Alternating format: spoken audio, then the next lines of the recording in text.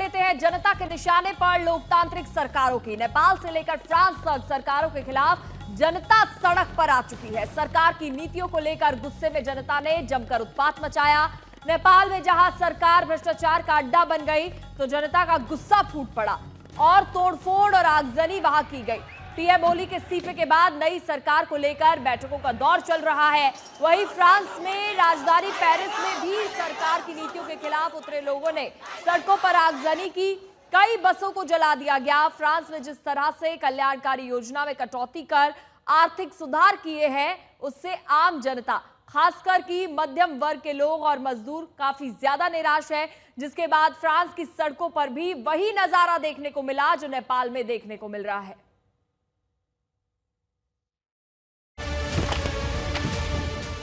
France बंद का आह्वान लेफ्ट के दलों ने किया।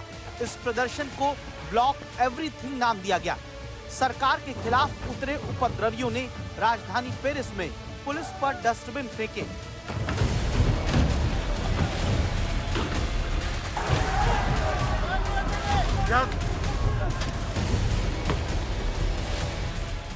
हंगामा करने वालों ने राजधानी पेरिस की सड़क पर आगजनी की। कई बसों को फूंक दिया। 1000 प्रदर्शनकारियों ने गारे दू नॉर्ड रेलवे स्टेशन में जबरन घुसने की कोशिश की।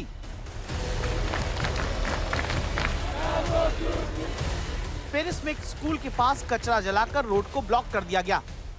फ्रांस में प्रदर्शन इसलिए हुआ क्योंकि वहां एक बड़े वर्ग को लगता है कि राष्ट्रपति मैक्रों की नीतियां आम लोगों के हितों के खिलाफ है और अमीर वर्ग को फायदा पहुंचाती हैं। जिस तरह से कल्याणकारी योजना में कटौती करके सरकार ने खर्चों में कमी करके आर्थिक सुधार किए, उससे आम जनता, खासकर मध्यम वर्ग और मजदूर निराश हैं।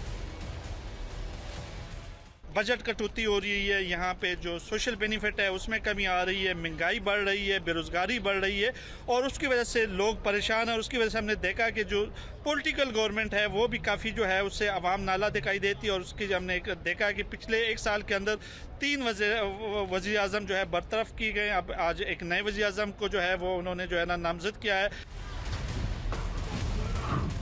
फ्रांस में प्रदर्शन राजनीतिक अस्थिरता के बीच हुआ। सेबेस्टियन लेकॉर्नु वहां के नए प्रधानमंत्री बने हैं। पिछले 2 साल में 5वें प्रधानमंत्री का बनना लोकतांत्रिक सरकार को लेकर असंतोष को बताने के लिए काफी। फ्रांस की हालत इसलिए चिंताजनक है क्योंकि नेपाल का भी यही हाल था। जनता में अपनी सरकारों को लेकर जबरदस्त गुस्सा है और ये गुस्सा सोमवार को फूट पड़ा। नेपाल के नौजवानों ने अपनी ही संसद को आग लगा दी, सुप्रीम कोर्ट जला दिया,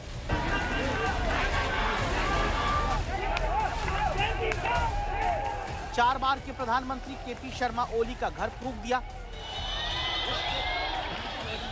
राष्ट्रपति का घर नहीं छोड़ा, 3 पूर्व प्रधानमंत्रियों के घरों को नहीं बख्शा, 4 बार के पूर्व प्रधानमंत्री शेर बहादुर देउबा और उनकी पत्नी जो अभी मौजूदा सरकार में विदेश मंत्री रही, उन्हें घर में घुसकर पीटा।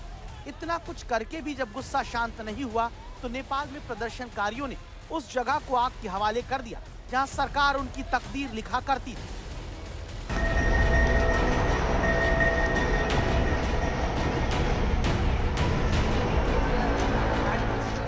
तो आम आदमी नेपाल का केपी शर्मा ओली को ढूंढने लगा है। वो उन्हें पकड़कर सजा देना चाहता है ताकि भविष्य के लिए नेपाल में प्रधानमंत्रियों के लिए ऐसी नजीर पेश की जा सके कि वो जनता के पैसों पर बुरी नजर डालने से पहले 100 बार सोचें। अब इस इमारत को देखिए जो एक ऐतिहासिक महल रही है, जिसमें बरसों तक सरकार का कामकाज होता रहा। इसमें प्रधानमंत्री कार्यालय समेत 20 से ज्यादा नेपाली मंत्रालय थे। इसका निर्माण 122 साल पहले शाही फैमिली ने कराया, लेकिन ये भी जला दी गई। ऐसा इसलिए हुआ क्योंकि नेपाल की लोकतांत्रिक सरकारें जनता की आकांक्षा की पूर्ति नहीं कर पाई।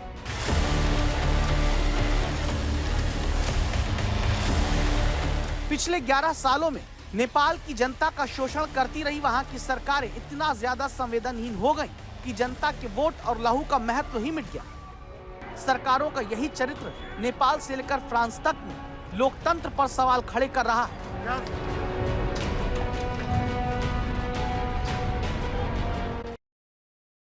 देखिए, नेपाल में नई सरकार के गठन को लेकर अभी सस्पेंस जारी है। नई सरकार गठन को लेकर आर्मी हेडक्वार्टर में आज एक अहम बैठक होने वाली है। कल 9 घंटे तक चली बैठक में नहीं बन पाई है सहमति। ऐसे में हामी नेपाली एनजीओ की तरफ से सुशीला कार्की के नाम का प्रस्ताव रखा गया है। काठमांडू के मेयर बालेन शाह ने भी सुशीला कार्की को समर्थन दिया है।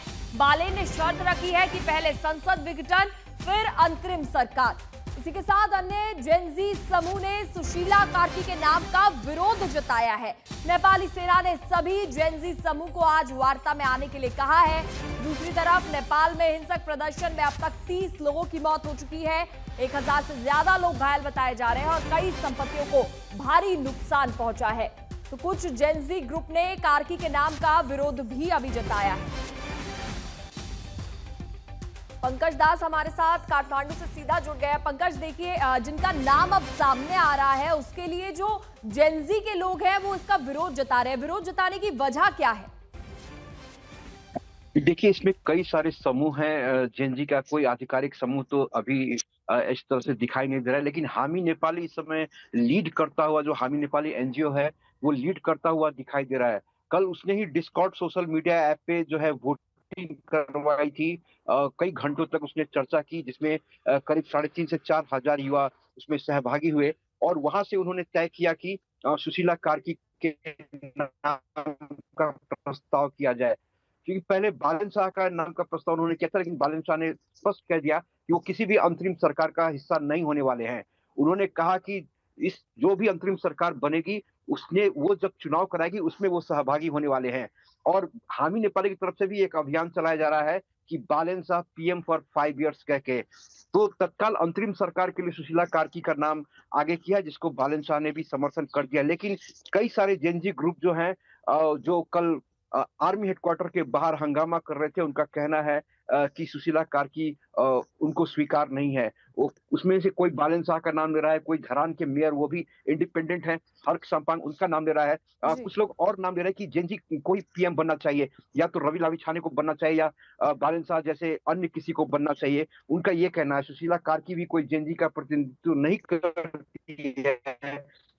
इस तरह के तर्क दिए जा रहे हैं। सुशीला तो कार्की आर्मी का की तरफ नाम से सबसे ज्यादा चल रहा है, उन पर भरोसा ज्यादा जताया जा रहा है। आपके पास लौटेंगे। देखिए, जेनजी ने नेपाल में जो आग लगाई थी वो थम तो गई है, लेकिन सब कुछ बर्बाद करने के बाद कल तो पूरे काठमांडू में आग थी। नेपाल के दूसरे शहरों में भी प्रदर्शन के दौरान आगजनी, हिंसा, लूटपाट की खबरें सामने आई थी, जिसके बाद सेना को कमान संभालनी पड़ी।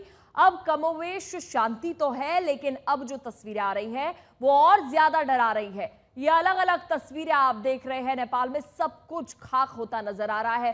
संसद भवन का घेराव किया गया। सिंह दरबार की ये तस्वीर आप देखिए। सुप्रीम कोर्ट में भी आगजनी की गई।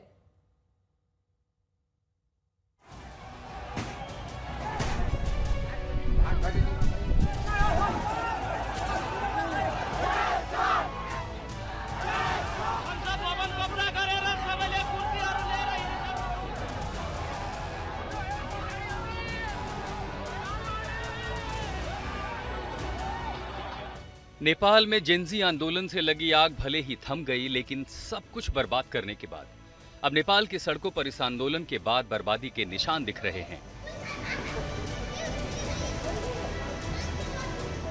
सब कुछ जलकर खाक हो चुका है। सरकारी इमारतें, उनमें रखा सामान, फाइलें, गाड़ियां, सरकारी संपत्ति, सब कुछ तबाह हो गया। राजधानी काठमांडू अभी भी सुलग रही है। काठमांडू की शान कहे जाने वाले हिल्टन होटल मानो पूरा खाक हो गया हो। आगजनी के बाद अभी भी होटल से धुआं निकल रहा है। जेनजी की लगाई गई आग में ऐसा भी नहीं है कि इसके 1 या 2 मंजिलें जली हों। सारी की सारी मंजिलें ऐसी ही धू धू कर जल रही हैं। प्रदर्शनकारियों के निशाने पर वो मीडिया संस्थान भी रहे जिन पर सरकार का प्रोपेगेंडा चलाने का आरोप था। ये काठमांडू का एक बेहद ही अहम हिस्सा माना जाता है। मेरे ठीक पीछे जिस बिल्डिंग में आपको आग की झुलसी हुई बिल्डिंग दिखाई देगी, ये असल में कांतिपुर मीडिया हाउस का बिल्डिंग हुआ करता था। प्रदर्शनकारियों ने कल इस पूरे बिजनेस सेंटर को, सेंट्रल बिजनेस पार्क को आग के हवाले कर दिया। पहले तोड़फोड़ मचाई, उसके बाद आगजनी हुई और खास तौर पे यहाँ कुछ स्थानीय मीडिया हाउसेस या नेताओं के प्रति जिन भी इंस्टीट्यूशन, बिल्डिंग्स या होटल प्रॉपर्टीज का संबंध किसी भी राजनीतिक दल से था या राजनीतिक दल से करीब माने जाते थे, उन सब पे ये हिंसा हुई है कल। और उसमें कांतिपुर जो न्यूज़ नेटवर्क है वो एक बहुत इंपॉर्टेंट सेंटर है, सेंट्रल बिजनेस पार्क है ये ठीक पीछे। इसमें कई सारी गाड़ियां थी, शोरूम्स थे गाड़ियों के, जिसमें आग लगाई गई है और इस वक्त फायर ब्रिगेड का ऑपरेशन यहां पे दिख रहा है। हिंसा, आगजनी और तोड़फोड़ के बाद सेना को कर्फ्यू लगाना पड़ा, क्योंकि जेनजी क्रांति के बीच जमकर लूटपाट की गई। काठमांडू ही नहीं, दूसरे शहरों में भी सुपरमार्केट को लूट लिया गया। प्रदर्शनकारी बेरोक टोक मॉल में घुसे और जो कुछ मिला उसे लूटकर बाहर आते दिखे।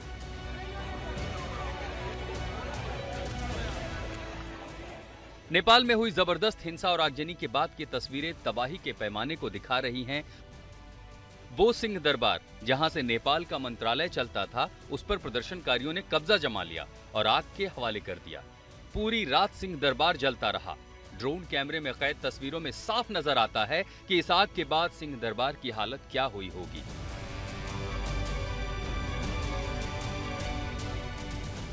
और जब सुबह की तस्वीरें सामने आई तो वहां की जली गाड़ियां, दीवारें, अंदर हुई बर्बादी उसके खाक होने की कहानी को बता रही हैं।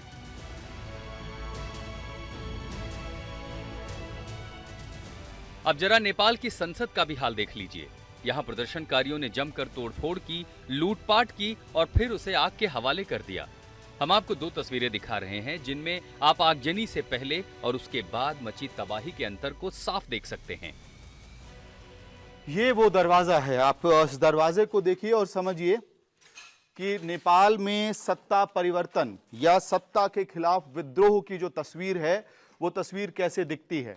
इस दरवाजे से मैं वहां घुसने वाला हूं जहां पे नेपाल के राजनेता नेपाल का कानून लिखते थे, बनाते थे। बहुत जबरदस्त गर्मी है यहां पे और सब कुछ ध्वस्त हो चुका है। नेपाल में चली भारी तबाही के बाद अब करीब 3 करोड़ लोगों के भविष्य के सामने सबसे बड़ी चुनौती यही है कि ना संसद बची, ना सरकार, ना सुप्रीम कोर्ट। सत्ता और सिस्टम के उन सभी हिस्सेदारों को जलाकर खाक कर दिया जिन्होंने उनके भविष्य के साथ खिलवाड़ किया। लेकिन आक्रोश की ये आग नेपाल के संकट का समाधान नहीं। बड़ा सवाल ये है कि अब नेपाल का क्या होगा।